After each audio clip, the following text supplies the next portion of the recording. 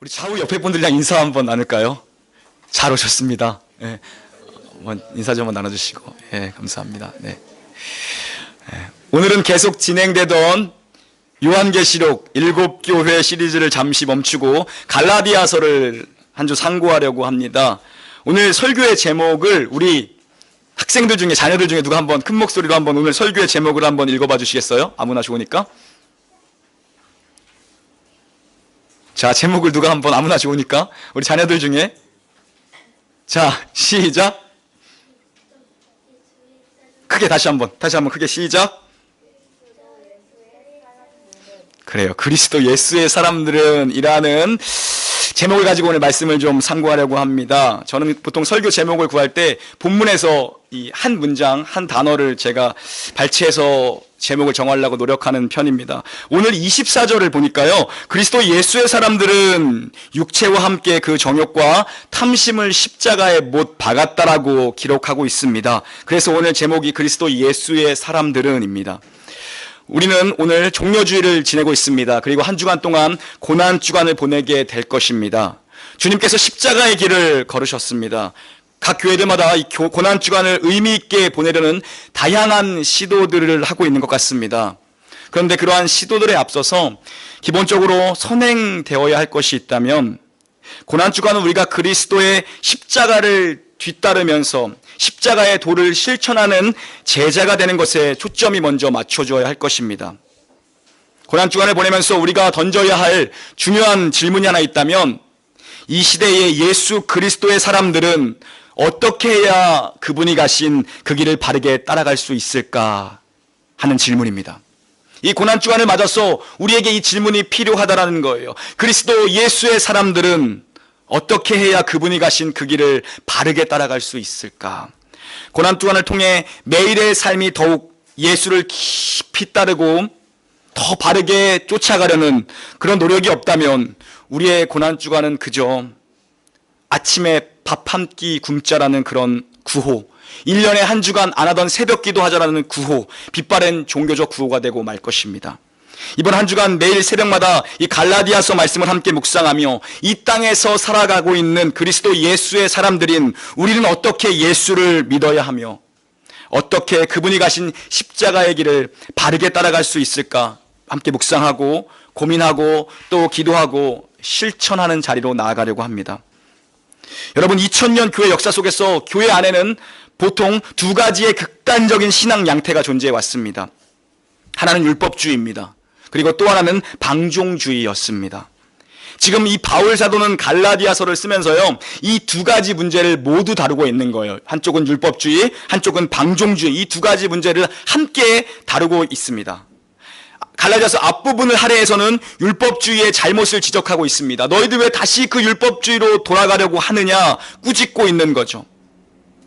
그리고 바울 사도가 갈라디아서 이 전반부를 통해서 가르친 내용의 핵심은 그리스도인, 즉 그리스도의 사람들은, 예수 그리스도가 십자가에서 핏값을 주고 사신 그 그리스도의 사람들은 그리스도로 말미암아 자유하게 되었다는 사실을 거듭해서 강조합니다.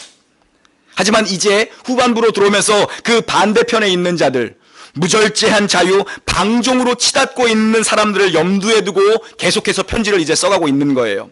믿음으로 말미암아 주님 앞에 의롭다함을 받은 그리스도의 사람들, 대체 어떻게 살아야 하는지에 대해서 실제적인 문제를 바울 사도가 다루고 있습니다.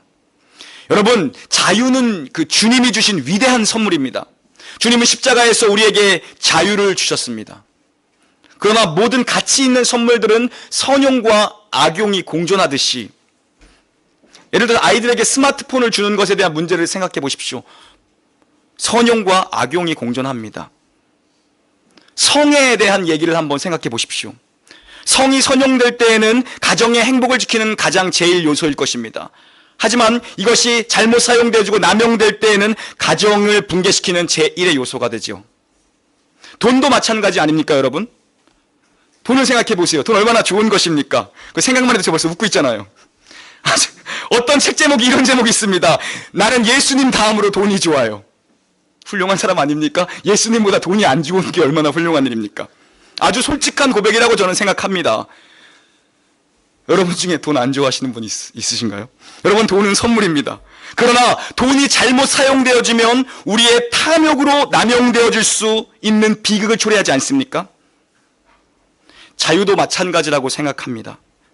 기독교 신앙은 결코 우리를 구속하지 않습니다. 예수님은 진리가 너희를 자유케 하리라라고 말씀하셨습니다. 제가 나온 학교에 들어가는 정문에 엄청나게 큰 진리가 너희를 자유케 하리라고 써 있어서 2004년도에 제가 거기서 십자가 모양을 하고 찍은 사진이 아직도 미니오피 어딘가에 돌아가고 있는 것 같습니다. 아들이 너희를 자유케 하면 너희가 참으로 자유하리라고 주님께서 말씀하셨습니다. 아들 안에서 우리는 자유케 된 거예요. 그런데 지금 바울이 가르친 이 참 자유의 복음을 이 갈라디아 교인들이 완전히 오해하고 있었습니다. 복음으로 말미암아 자신들이 자유하게 되었다는 것을 오히려 육체의 기회로 이들이 삼고 있었던 거예요. 그래서 교회 안에 어떤 일이 벌어졌습니까? 자, 이제 먹고 마시고 즐기자는 거예요. 율법도 그 무엇도 이제는 나에게 명령할 수 있는 권한이 없다는 것입니다. 사도 바울이 이렇게 복음을 잘못 이해하고 있는 자들, 그리스도께서 십자가의 죽으심으로 말미암아 그를 믿는 모든 그리스도의 사람들에게 허락된 참된 자유를 오해하고 있는 갈라디아 교인들을 향해 강한 어조로 복음을 다시 가리키고 있는 것입니다. 이 갈라디아서 전체는 상당히 사도 바울의 어조가 강합니다. 그만큼 지금 화가 난 거죠. 갈라디아 교인들을 향해서.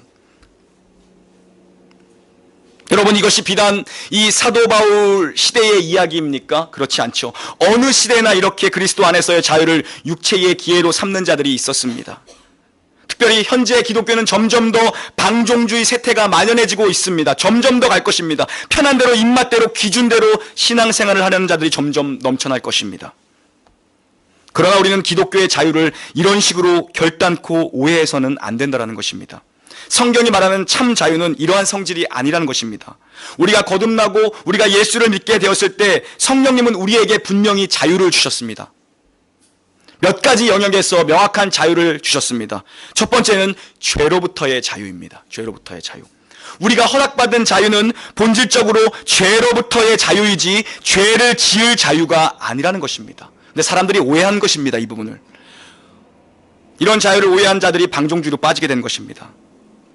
그래서 질서가 무너지고 혼란케 하는 경우를 보게 된 것입니다.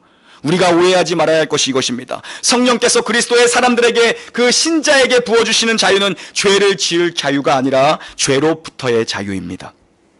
두 번째 자유는 사랑할 수 있는 자유입니다. 사랑할 수 있는 자유. 섬김의 자유라고도 말할 수 있고, 조금 더 성경식으로 얘기하면 사랑으로 종로로 탈 수 있는 자유입니다. 사랑으로 발을 닦아줄 수 있는 자유라는 거예요. 제가 어젯밤에 홈페이지에 들어가서 우리 설립예배 영상을 다시 한번 보면서 가슴이 먹먹해졌습니다. 나이도 얼마 안 먹었는데 왜 이렇게 감수성이 예민해진 건지 보면서 느낀 게, 조회수가 높아요. 누군가 지금 숨어서 우리 그런 거 누가 보는 거야? 또 여러분 보는 거 아니죠? 누가 그렇게 보는 거예요? 조회수가. 특별히 그건 엄청 조회수가 높더라고요. 100대에 이제 육박해가고 있어요. 느낀 게 제가 이겁니다. 저는 나는 참 뭐 이렇게 복을 이렇게 받은 놈인가, 왜 이렇게 나는 복이 많은 놈인가라는 생각을 해보겠어요. 이제 보면은 다 귀가하신 다음에 전도사님이랑 둘이 내려와서 이제 뒷정리를 하는데, 점점 느껴지는 우리가 느끼는 변화가, 우리가 점점 정리할 것이 줄어들고 있다는 거예요. 이제 내려와도 별로 할 것이 없어. 여러분들이 다 돌아가시고 나서 내려와 보면 여러분 이제 쓰레기까지 다 버리고 하시고 줄까지 마치시고, 처음에 이거 맨날 어떻게 정리했다, 어떻게 이거 할까, 이런 고민이 많았는데 할 게 없는 거예요. 참 귀하고 감사하다는 생각을 해봤고, 우리 이영용 성도님 이렇게 스타일대로 얘기하면 다 저보다 한참 큰 형님 뻘 되는 형님들이 있는데 저를 이렇게 저에게 순종해 주시고 또 존중해 주시고 따라 주시니 참 이보다 참 귀하고 감사한 게 어딨나라는 생각을 어젯밤에 했어요. 그러면서 생각난 게 신의 한 수가 있더라고요. 신의 한 수. 네? 신의 한 수가 있는데 뭔지 아세요? 우리 하늘인의 식구가 되게 하나님이 주신 신의 한 수인 것 같아요. 정말 생각도 안 하고 정말 기대도 안 했는데 이 하늘이랑 하늘이 어머니가 정말 얼마나 아름다운 모습으로 섬기시고 이렇게 자라나는 것이 보이는지, 참 하나님의 일하심은 신묘막측하다라는 생각을 제가 해보게 되었습니다. 여러분, 사랑으로 다른 사람을 섬기는 것이야말로 진정한 의미에서 자유라는 것입니다. 내 안에 흘러넘치는 그 그리스도의 사랑 때문에, 그 사랑으로 인해서 다른 사람을 사랑하고 자발적으로 섬기고 기꺼이 즐거이 헌신할 수 있는 능력을 그리스도께서 그리스도의 사람들에게 부어주신 거라는 거예요.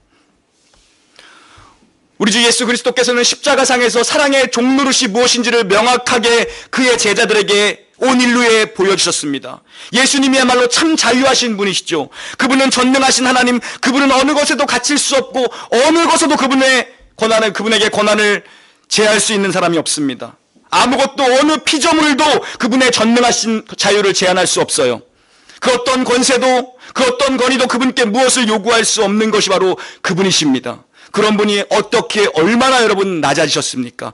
빌립보서 2장은 기록합니다. 그는 근본 하나님과 본체십니다. 그러나 하나님과 동등됨을 취하지 아니하시고 오히려 자기를 비우시고 종의 형체요 사람들과 같이 되셨습니다. 사람의 모양으로 나타나셨고 거기서 멈추신 것이 아니라 죽기까지 복종하셨습니다. 그 십자가에서 죽으신 분, 그분이 바로 우리에게 참 자유를 허락하신 분입니다.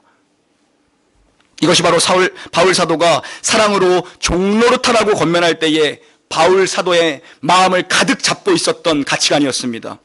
그런 그림이었던 거예요. 영원토록 완전히 자유하신 분입니다. 그리스도께서는 그분이 십자가에서 자신을 다 내어주심으로써 사랑으로 종이 되는 것이 무엇인지를 보여주셨습니다. 우리가 그렇게 살아갈 수 있도록 그리스도께서 먼저 그 길을 가신 거예요. 내어주신 거죠. 그 길을 따라오라는 것입니다. 우리가 사랑으로 종노릇하는 것은 언제나 십자가에 달리신 그리스도를 주목할 때에만 가능한 일입니다. 여러분, 그리고 마지막으로 또 하나의 자유가 있습니다. 그것은 율법을 따라 살 수 있는 자유입니다. 우리 18절을 한번 봉독해 보겠습니다. 18절이요. 시작. 만일 성령의 인도하시는 바가 되면 율법 아래 있지 아니하리라. 여기서 성령의 인도하시는 바가 된다는 말은 성령을 따라 행하라는 말과 같은 말입니다. 무슨 말입니까? 구원을 얻은 신자들에게 성령을 주신 것은 성령의 인도를 따라 살아가라는 거룩한 요구입니다. 거룩한 초대죠. 이 성령의 인도를 받는 자들은 더 이상 율법 아래에 있지 않다는 것입니다. 율법의 요구를 이루어가는 자로 살아갈 수 있게 되었다는 거예요. 조금 더 쉬운 표현으로 우리식으로 얘기하면 뭡니까? 말씀에 자발적으로 순종하는 자가 되었다는 것입니다. 스펄전 목사님의 설교를 인용하면 이렇습니다. 율법은 막대기와 같아서 죄인의 머리 위에서 죄인들이 죄를 지을 때마다 막대기는 죄인들의 머리를 한 대씩 내려쳤다. 이것이 죄인이 율법 아래에 있다는 말이다. 그러나 성령의 인도를 받는 신자들은 더 이상 율법 아래에 있지 않다. 율법이 그리스도인의 머리가 아니라 발 아래에 놓여지게 되는 것이다. 그래서 율법은 더 이상 죄인들을 내려치는 막대기가 아니라 신자가 인생을 살아갈 때에 내가 걸어갈 때 길이 되고 내가 걸어갈 때 힘이 되는 것, 그 기준을 제시해주는 안내판, 지팡이가 되었다라고 스펄전 목사님 말씀했습니다. 우리는 그 지팡이를 짚고 그 말씀의 길을 따라서 하나님이 원하시는 대로 살아가는 힘을 갖게 되었다라는 것입니다. 이처럼 그리스도께서 우리에게 주신 자유는 죄로부터의 자유이고 사랑으로 종노릇할 수 있는 자유입니다. 그리고 말씀을 지키며 살아갈 자유를 주님께서 우리에게 주신 거예요. 이처럼 우리는 자유한 영혼입니다, 여러분. 그런데 본문은 이렇게 자유한 신자들 안에 두 개의 다른 법이 있다라고 얘기합니다. 하나는 육체의 소욕이고 다른 하나는 성령의 소욕이 있다라고 얘기합니다. 그런데 그 둘은 물과 기름처럼 서로를 거스른다라고 얘기합니다. 그래서 언제나 대립하고 언제나 싸우고 있다라는 거예요. 이것은 육체와 성령의 싸움입니다. 아니요, 조금 더 격한 말로 전쟁입니다. 이 전쟁의 승패에 따라 우리가 자유를 선용하느냐 아니면 자유를 남용하느냐 악용하느냐의 결과가 지어진다는 것입니다. 영혼을 죽이기도 하고 영혼을 살리기도 하는 전쟁이라는 것입니다. 그러나 참된 그리스도인들은 육체의 소욕을 줄이고 성령의 소욕을 살림으로써 종국에는 승리하게 된다는 것입니다. 그런데 이 전쟁이 일시적인 현상이 아니라는 거죠. 죽을 때까지 계속되는 신자 안에서 신자의 삶 가운데 계속되는 싸움이라는 거예요. 먼저 이 바울 사도는 본문에서 육체의 일의 목록을 먼저 나열하고 이어서 성령의 열매를 소개합니다. 육체의 일은 육체의 소욕의 결과이고 성령의 열매는 성령의 소욕의 결과이죠. 먼저 살펴볼 것은 우리 안에 있는 육체의 소욕입니다. 즉 우리 안에 있는 육체의 일이 무엇입니까? 19절부터 21절까지 육체의 일이 무엇인지 한번 봉독해 보겠습니다. 시작. 육체의 일은 분명하니 곧 음행과 더러운 것과 호색과 우상숭배와 주술과 원수 맺는 것과 분쟁과 시기와 분냄과 당짓는 것과 분열함과 이단과 투기와 술취함과 방탕함과 또 그와 같은 것들이라. 전에 너희에게 경계한 것이 경계하노니 하는 자들은 하나님의 나라를 유업으로 받지 못할 것이요. 아멘. 여기서 바울 사도가 육체라고 사용한 말은 우리의 단순한 몸을 가리키는 것이 아니라 하나님이 원하시는 것을 즐거워하지 않는 내 안에 있는 모든 성질, 타락한 인간의 본성을 얘기하고 있는 것입니다. 우리 자신을 죄의 방향으로 인도하는 모든 것을 육체의 일이라고 얘기하는 것입니다. 우리는 성령에 의해서 거듭났고 예수님을 믿게 되었습니다. 성령님은 신자 안에 거하십니다. 그러나 우리는 죄된 육신을 입고 있습니다. 그래서 우리 안에는 서로 다른 두 법이 끊임없이 싸우고 있는 거죠. 그래서 바울 사도가 로마서 7장에서는 뭐라고 얘기합니까? 내 속사람으로는 하나님의 법을 즐거워하되 내 지체 속에 다른 한 법이 내 마음의 법과 싸워서 나는 오호라, 나는 곤고한 사람이라고 바울 사도가 고백하지 않습니까? 여러분, 그럼 우리 안에서 끊임없이 우리를 공격하고 유혹하는 육체의 일은 구체적으로 무엇입니까? 19절을 보니까 육체의 일은 너무나 분명하다라고 얘기합니다. 뭐죠? 뚜렷하다는 것. 육체의 일은 명확하게 구분 지을 수 있다는 것입니다. 그중 가장 먼저 등장하는 것이 성적 타락에 관한 이야기입니다. 음행과 더러운 것과 호색에 대해 얘기합니다. 음행은 정상적인 부부관계를 떠난 모든 부도덕한 관계를 일컫는 말입니다. 오늘날 이런 관계들이 우리가 사는 이 땅 가운데 너무나도 광범위하게 퍼져 있죠. 노골적으로 성이 상품화되어 있는 시대를 살아갑니다.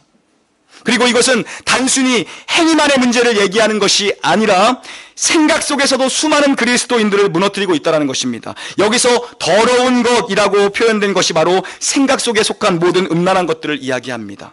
그리고 호색은 무엇입니까?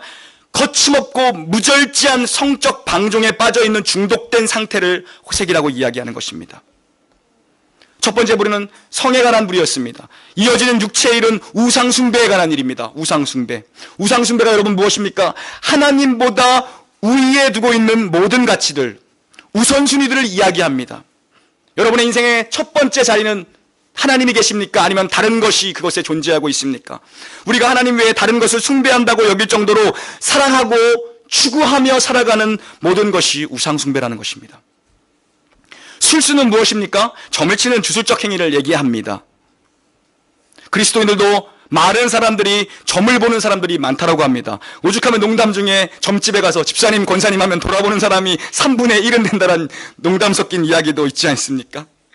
또 무엇이 육체의 일입니까? 인간관계 속에서 원수 맺고 분쟁하고 시기하고 분을 내고 당을 짓고 분열하고 이단적인 행위, 모든 것이 육체의 일이라고 얘기합니다. 여기서 이단은 종교적 이단을 얘기하는 것이 아닙니다. 공동체를 분열하는 것을 이단이라고 얘기합니다. 다른 사람과의 관계를 파멸시키는 것이 바로 육체의 일이라고 얘기합니다. 분을 내는 것도 육체의 일이라고 얘기합니다. 분을 내는 것도. 이 부분에서 제가 별로 할 말이 없는데요. 드릴 말씀이 없는데 분을 자주 내는 것 같아서. 현대인의 마음속에는 분노가 너무 많아요, 여러분. 여건되면 튀어나오죠. 여건되면. 어디서 제일 많이 튀어나오시나요, 여러분? 집에서 제일 많이 튀어나오시지 않나요? 가정에서 배우자에게, 왜 웃으세요? 너무 전곡을. 가정에서 배우자에게 분을 냅니다. 자녀들에게 분을 내지요. 직장에서도 동료들에게, 부하 직원들에게 분을 내시지 않죠? 내시지 않죠? 교회에 와서도 회의하다가 분을 내는 분들이 있습니다. 이렇게 분을 쏟아내면 여러분, 결국 다른 사람의 마음에도 뭐죠? 분노의 씨를 뿌리는 것입니다. 그리고 제일 후회하는 게 누구죠? 자기가 제일 후회해요, 집에 가면서. 그리고 나 혼자만 하는 게 아니라 다른 사람에게도 분노의 씨앗을 남기는 것 아닙니까? 분노는 미련한 것이라고 얘기합니다. 특별히 이것은 우리가 윗자리에 있을 때, 우리의 지위가 높아질 때 더 쉽게 볼 수 있는 양상일 것입니다. 술 취함과 방탕함은 무엇입니까? 성경은 언제나 분명한 어조로 얘기합니다. 술 취함과 방탕함에 대해서 정지하고 있습니다. 술 취함과 방탕함은 함께 갈 수 있는 짝꿍이라는 거죠. 술이 취하면 방탕하게 되고 방탕하면 술이 취하게 된다는 것입니다. 당대에 그와 같은 의인이 없었다고 했던 노아도 말년에 술에 취해 망신을 당하지 않습니까? 부디 다음 주일 성찬식 때는 취하지 않는 술로 준비해 주시기 바랍니다. 지난 성찬식 때 딱 먹었는데 확 올라오더라고요. 깜짝 놀랐어. 여러분, 이런 일들은 모두가 다 우리 안에 있는 죄된 성향들이라는 거예요. 타락한 인간 모두에게 이런 본성이 있다는 것입니다. 예수 그리스도를 믿음 후에도 이러한 본성들은 여전히 그리스도의 사람들 안에 남아있다는 것입니다. 그런데 성경은 엄격하게 얘기합니다. 조금의 타협도 없이 경고합니다. 이 바울 사도가 이 갈라디아서는 특별히 강한 어조를 많이 사용했는데 여기서도 강하게 말합니다. 이런 자들의 결말이 무엇입니까? 이런 일을 하는 자들은 하나님의 나라를 유업으로 받지 못할 것이오 라고 얘기합니다. 단언해버립니다. 여기서 이런 일을 하는 자들이라고 할 때 한다의 헬라어 동사는 이 행위가 일시적으로 멈춘 것이 아닌 상태입니다. 뭐죠? 습관적, 반복적, 지속적으로 이 행동을 하는 자들이라는 거예요. 우리가 이런 일들을 대수롭지 않게 허락한다면, 나의 삶 가운데 수용한다면 하나님의 나라를 결코 유업으로 받지 못한다는 것입니다. 이런 육체의 일이 습관적인 행동이 되도록 내버려 두지 말라는 것입니다. 그것은 심각한 위험에 처하는 상황이라는 거예요. 이제 바울 사도는 육체의 일들에 이어 성령의 열매를 소개합니다. 성령의 열매를. 참된 그리스도의 사람들 안에서 자라나는 열매의 목록을 함께 봉독해 보도록 하겠습니다. 하나씩 또박또박 봉독하면서 자기 자신에게 이 열매들이 맺혀지고 있는지 양심에 비추어 보시길 바랍니다. 22절, 23절입니다. 시작. 오직 성령의 열매는 사랑과 희락과 화평과 오래 참음과 자비와 양선과 충성과 온유와 절제니 이 같은 것을 금지할 법이 없느니라. 우리 자매분들만 다시 한번 읽겠습니다. 시작.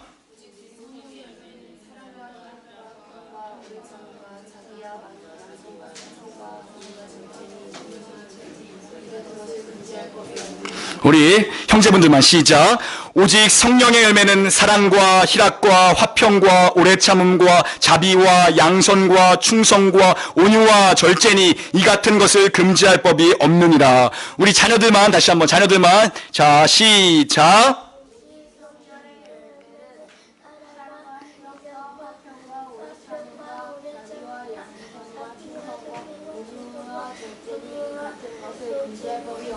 아멘.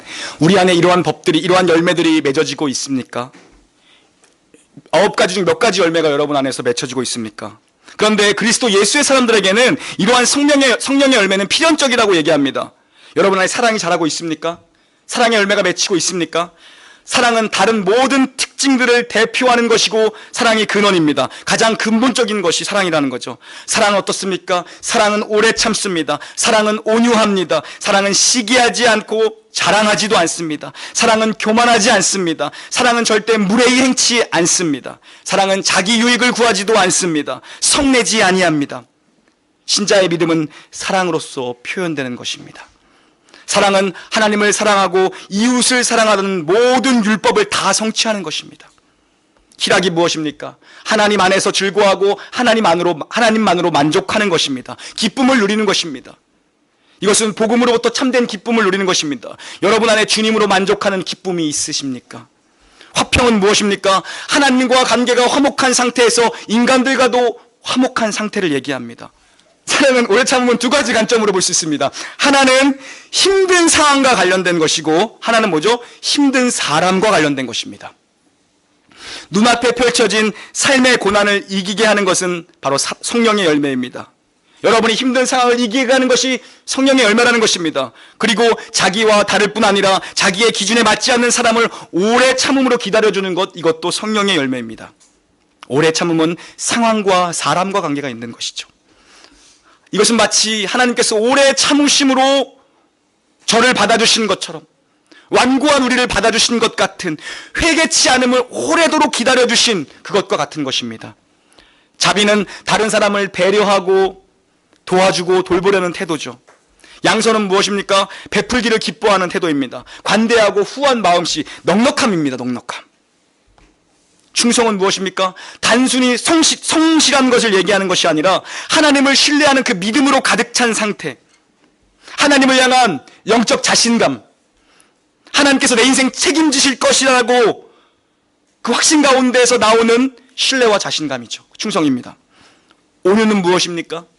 진정한 겸손입니다. 진정한 겸손. 마음 깊은 곳으로부터 쏟아져 나오는 겸손함, 다른 사람을 향한 배려, 절제된 힘입니다. 절제된 힘. 절제는 무엇입니까? 자신을 잘 참아내고 다스리는 것. 이런 것들이 그리스도의 사람들에게 허락된 것이라는 것입니다. 여러분의 삶에서 이러한 열매들이 계속 맺혀지고 계십니까? 자라나고 계십니까? 참으로 많습니다. 너무나도 많습니다. 그런데 여러분, 우리가 주목할 특별한 사항이 하나 있습니다. 앞에서 육체의 일을 나타내는 것, 육체의 일은 육체의 일들이라는 헬라어 복수로 쓰여졌습니다. 복수 형태를 이야기합니다. 그러나 여기서 성령의 열매는 단수 형태로 기록되어져 있습니다. 무슨 말입니까? 9가지로 나열되어져 있지만 실제로는 한 가지라는 것입니다. 9가지 긴 목록을 나열했지만 하나라는 거예요. 예를 들면 사과 안에 여러 우리 몸에 유익한 성분들이 들어있는 것처럼, 포도 송이 하나에 여러 개의 포도 열매가 맺혀 있는 것처럼, 우리가 포도 한 송이 좋아할 때 한 송이를 얘기하지 누가 하나 떼다가 주는 사람은 없지 않습니까? 마찬가지라는 것입니다. 성령이 내주하는, 성령이 함께하는 그리스도의 사람들 안에는 이 모든 열매가 맺혀져야 한다는 것입니다.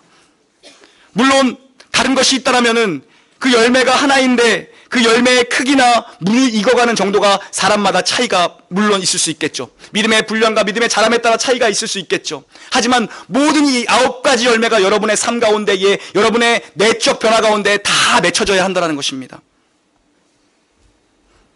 그러니까 나는 잘 참긴 참는데 사랑은 없어라고 얘기할 수 없다는 것이죠. 다시 말하면 이 9가지 열매들의 성향들이 여러분 삶에 날마다 드러나야 한다는 것입니다. 이것이 우리가 평생 걸어가야 될 일이라는 것입니다. 예수 믿기 참 힘들죠. 하루 밤 사이에 이루어지는 변화가 아닙니다. 평생에 걸쳐서 점점 더 커지고 무르익어가는 열매로 나타나는 것입니다. 그래서 성령의 열매는 그리스도인의 성화와 아주 밀접한 관계가 있는 것입니다. 그럼 여러분, 우리 과연 어떻게 그리스도 예수의 사람으로서 이 성령의 열매를 맺을 수 있을까요? 이 시대의 예수의 사람들로서 우리는 어떻게 이 거룩한 열매와 변화를 경험하며 살 수 있겠습니까? 본문은 우리에게 두 가지의 길을 제시합니다. 먼저 24절을 함께 봉독해 보도록 하겠습니다. 24절입니다. 시작. 그리스도 예수의 사람들은 육체와 함께 그 정욕과 탐심을 십자가에 못 박았느니라. 그리스도 안에서 영적인 전쟁 가운데 있다라고 했습니다. 이것은 죽이는 문제이고 이것은 살리는 전쟁입니다. 성령님은 우리의 육체를 죽이시는 일을 합니다. 육체의 소욕을 십자가에 못 박아 죽이는 죽음, 그 일을 하시는 거예요. 주님께서 뭐라고 말씀하십니까? 누구든지 나를 따르려거든 자기 십자가를 지고 따라오라고 말씀하지 않습니까? 바울 사도의 이야기는 이것입니다. 우리가 십자가에 못 박힌, 그리스도께서 십자가에 못 박히신 그 갈보리 언덕을 날마다 묵상하고 그 십자가를 바라보며 그 십자가의 길을 걸어가야 한다는 것입니다. 예수 그리스도께서 십자가에 달리실 때 우리의 육체의 정욕과 탐심이 다 그 위에서 십자가에 못 박혀 죽었다라는 선언인 것입니다. 우리가 예수님을 믿었을 때 회심이라고 하죠. 우리가 회심했을 때에 우리는 이미 우리 자신을 십자가에 못 박은 자들이라는 것입니다. 예수 그리스도 안에 있는 예수 그리스도의 사람들은 우리의 정욕과 탐심을 십자가에 못 박은 자들이라는 거예요. 그 십자가상에서 우리는 그리스도와 함께 연합된 자들이라는 것입니다. 우리가 그리스도의 사람들이 맞다면 날마다 나는 죽고 날마다 나는 예수로 산다라는 그 고백이 우리 삶 가운데 드러나야 한다는 것입니다. 이 고백을 결단코 중단하지 말라는 것입니다. 저 자신과 여러분에게 도전합니다. 다시 한번 우리의 육신의 소욕을 힘차게 또한 깊이 십자가에 못 박는 한 주간 되시기를 주님의 이름으로 축원합니다. 사도가 제시한 성령의 열매를 맺는 또 한 가지의 길이 있습니다. 우리 25절을 봉독해 보겠습니다. 25절이요. 시작. 만일 우리가 성령으로 살면 또한 성령으로 행할지니. 예. 이렇게 어린아이들은 학습에 효과가 좋은 것 같아요. 바로 또 잘 읽네요, 성경을. 그 길을 성령과 동행하라는 것입니다. 삶의 걸음걸음을 성령과 동행하라는 것입니다. 육신을 십자가에 못 박고 성령과 동행하라는 것입니다. 매일의 삶 가운데 우리가 그리스도의 형상이 이루어지도록 우리가 경건한 사람이 되는 길은 성령과 함께 동행하는 길밖에 없다는 것입니다. 성령께서는 다양한 수단을 통해서 우리에게 역사하십니다. 우리의 심령 가운데, 우리의 삶 가운데 다양한 수단을 통해서 변화를 일으키십니다. 객관적 수단과 주관적 수단으로 나누어 볼 수 있을 것입니다. 먼저 성경에 기록된 진리의 말씀을 통해서 우리에게 내적인 변화를 허락하십니다. 그리고 깊고 간절한 기도의 시간을 통해서 우리에게 은혜를 허락하십니다. 성도 간의 거룩한 교제를 통해서 삼위 하나님을 예배하는 그 거룩한 예배를 통해서 우리에게 내적 변화를 일으키십니다. 그리고 또한 뿐만 아니라 우리가 생각하고 또 보고 듣고 스스로 질문하고 자신을 들여다보고 생각을 나누는 것과 같은 주관적인 은혜의 도구를 통해서도 우리 안에서 일하시고 우리를 거룩하게 변화시키고 우리 삶에 성령의 열매를 맺게 하신다라는 것입니다. 성령의 열매는 자신을 절제하고 올바른 행동을 계속할 때 나타납니다. 거룩한 습관을 형성하는 일, 이것이 바로 우리가 매일 성령과 발을 맞추어 보조를 맞추어 걸어가야 하는 이유입니다. 그렇게 해서 성령께서 여러분의 삶 속에 그 거룩한 습관을 만들어 가시게 하는 것입니다. 사랑하는 여러분, 마지막으로 도전하겠습니다. 오늘 이 말씀을 통해서 여러분 자신을 돌아보는 한 주간 되기를 바랍니다. 한 주간의 고난 주간을 보내며 어느 때보다 더 깊이 여러분의 자신의 내면과 여러분의 삶을 한번 살펴보시기를 바랍니다. 그리고 질문하십시오. 나는 육체의 소욕을 날마다 십자가에 못 박고 있는가? 또 하나, 나는 나의 삶 가운데 성령의 열매가 맺어지도록 성령과 동행하고 있는가? 거룩한 습관이, 경건의 습관이 나의 삶 가운데 드러나고 있는가? 여러분, 저도 부족하고 여러분도 부족하고 우리 모두 부족합니다. 그렇게 우리는 십자가를 바라볼 수밖에 없는 자들입니다. 우리의 소망이 다른 곳에 결코 있지 않습니다. 날마다 십자가를 붙드십시오. 날마다 성령님과 보조를 맞추어 살아가십시오. 날마다 거룩한 습관이 몸에 배이도록 노력하십시오. 그러면 분명 예수를 믿는 예수 그리스도의 사람들인 여러분의 삶 가운데에 작은 내면의 변화로부터 시작된 여러분의 삶에 그동안 보이지 않았던 성령의 열매들이 분명히 열매 맺게 될 것입니다. 이런 풍성하고 잘 익은 열매가 우리 성도들 개개인에게, 그 가정에, 우리 교회에 넘쳐나기를 우리 주 예수 그리스도의 이름으로 축원합니다. 아멘.